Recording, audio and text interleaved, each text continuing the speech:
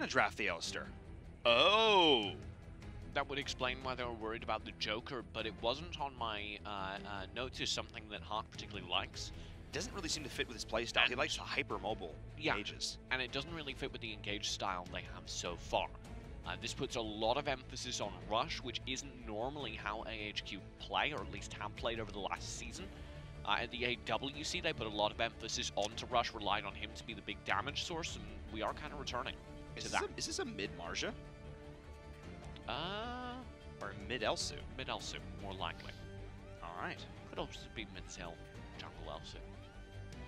There are options. That's the point. There are lots of options. Because here I thought that Alfred was going to be walking away from this draft with actually no HP to their name. They are going to look towards his Malik here, which is going to put them in a bit of a wonky situation. This draft, again, I feel like a lot of these drafts are getting out of hand a little bit here. This could be exactly what they want, but if that's the case, then it's beyond my skill to comprehend.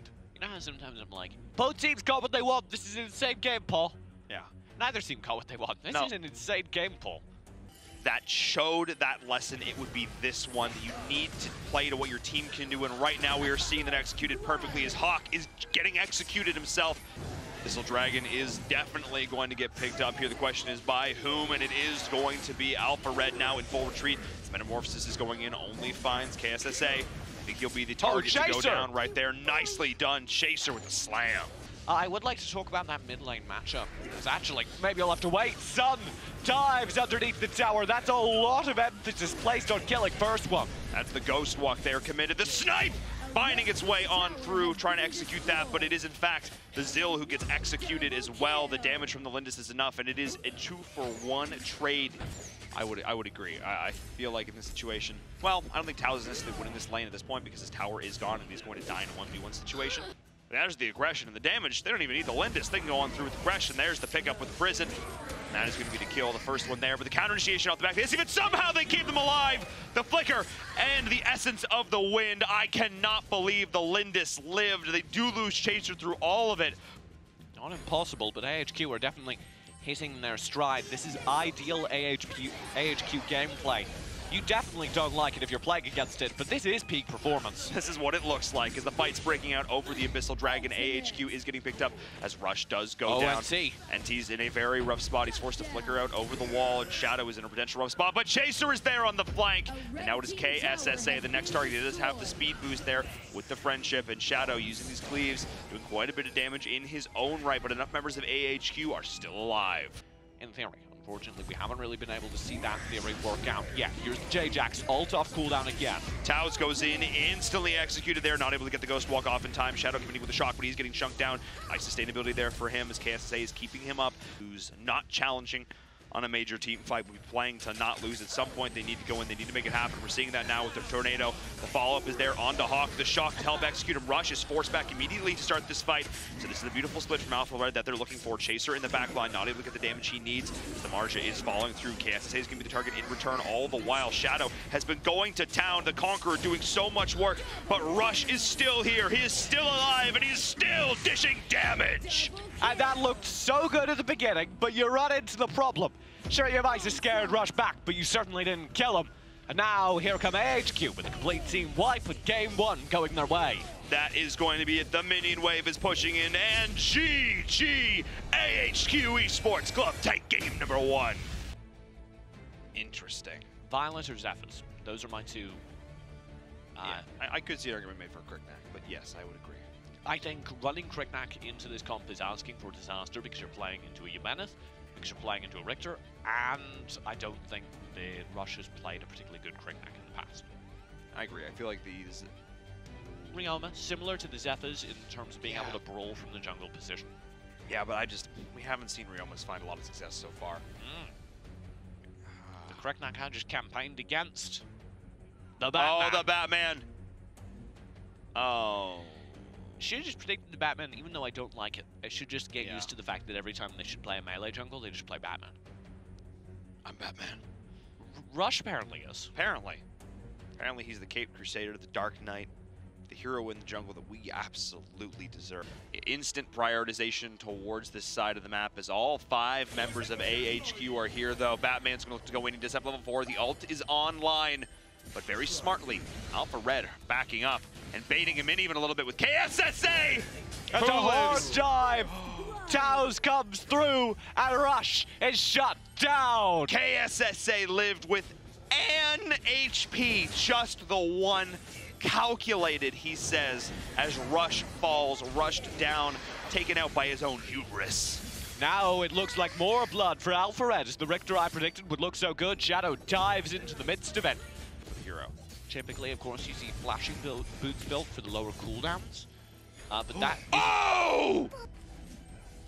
KSSA will be cutting off for that. There's the Nature's Realm spent. NT will dive in. Oh! That's a beautiful combo. Now Hawk tries to get through, find some revenge. Yeah, put right up in the air, right back into the ground. That's exactly what you want to do. Comboing the auto attack, explosive KO, everything about that. To the bottom lane, Alpha Red getting another kill there from HQ. And Towers is scared back that fight. Hawk dives near him and he has to back out. The vision is online. The tornado is going on through. The snipes do not connect, but the follow-up from the Richter is there. The perfect flank and the perfect execution, TJ. A double focus, a triple focus. Wow. Because they have that level of coordination, it works out. Hawk doesn't need no coordination. No teammates required. Yeah, but his teammate requires, well, maybe spoke too soon. I was going to say his teammate required his help, but his team requires his life, and so does Hawk. And I think it's this build that we're seeing now. It was great in the early game for Taos, as AHQ Rush is in a terrible position. Shadow there on the flank. Hold this point. Shadow is going to go down. Pop. But that is going to be the respawn. He comes back in and will be able to make it happen in the back. First one is chasing down Chaser and is able to get the kill. Taos surviving. No, I spoke too soon, falling as everyone is looking to respawn, come back into these fights. And once again, the Richter trying to execute onto the Liliana. Is he going to be able to do so? Yes, he does! That's a major pickup. Now a complete team wipe, except for Sun. He'll come back again thanks to his Blade of Eternity, and die again. He's who falls. Wave should be pushed through. That should be game.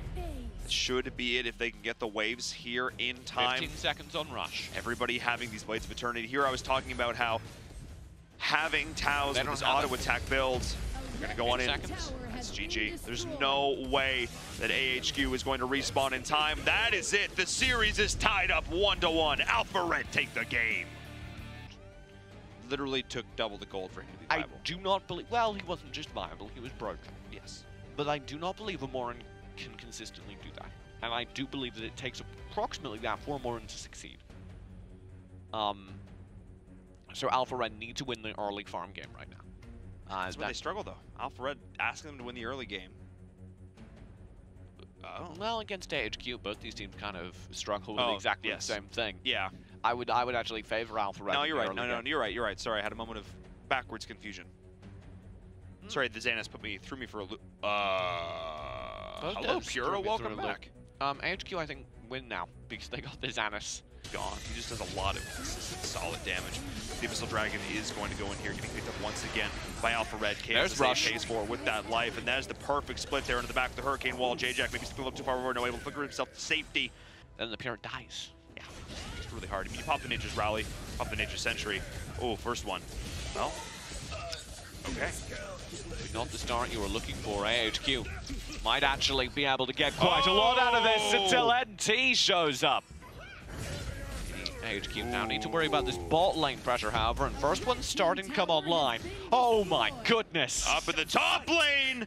Are in a great position. The way he's able to channel that back and forth while healing it simultaneously is huge. Cat's Embrace. That's absolutely massive, and first one is just going to be forcing down this tower, but there's the counter initiation from Rush going in there as Superman falls. First one is now in a terrible position. Can he trade? No! That first one's not able to go in and just grab it in an instant. However, the fight is breaking out here, potentially up top. First one is the target, the Hurricane Wall, the push back into the leash, and the shock not there in time as the ramp is coming on through. They're chipping through the HP bars. KSA is not able to pick it up as J-Jack is actually chasing him back. They want to get this. There's the pull from Sun, keeping it in range. Nicely done for AHQ. Hawk is actually able to go in. That's kind of the benefit of this Call E here. The auto attack should actually do some work. They're pushing in. Shadow, the next target, taking all this ethereal. Rush! Where'd he go? Rush deleted him. He hit the backspace key on his existence. He just went right on in, snapped the finger, and that's him gone. The rest of the team will follow, but only half. Rush tries to do it again this time. Slightly worse results. They do still get the tower, but the cleanup's there from Alpha Red. But if there was a character, oh my god, if there was a character onto whom he was going to do things, it would be that. Because the damage is real. Now they've got Darkslayer. They're going in onto Sun, who's forced to flicker it off the back of the Death's Embrace, and going in way too far. His first one, the Healing Light, not nearly enough to keep him alive, as the retaliating counter kill is there. Sun does fall, but they get the crucial first one for his efforts. Anyway. You should have seen how confused Paul looked. That was some serious analysis. Yeah, it's a decent, it's bigger than he is. Anyway, they're pushing it out to the high ground here, and once again, Hawk is going to be able to go in. Is the angle not totally perfect to try and clear this out, but the reinitiation of the Taos once again, he just predicts the shock and he just executes him off the back of this. KSSA is going to fall as well. We have 4 members still alive, 3 members still alive, as Alpha Red are doing a very good job of defending on the high ground here. Superman forcing them back, but that is still 2 high ground towers which have fallen. Hey Drake. Hey Drake, oh nice. They linger. They do. Blowing back this Abyssal Dragon is first one, however, he may have gone a little bit too far. Or J-Jack actually might have forced to burn out the Hurricane Wall defensively as Rush goes in, slamming it right on down. Can they make it more? Rush is now fully in retreat as in the mid all the while. Omen is still pushing this in, but once again, and they're in it for this final high ground tower push. Alpha Red have been doing a fantastic job of holding, but the Kali is lining everything up, and first one's already forced right on back. The Healing Light is there. Already forced out. The high ground tower's in a rough spot. There's Rush on the flank. The commitment is there. Oh the my flank from Superman trying to reset this fight, but it's not nearly enough. The Chaser trying to bring him down all through the while.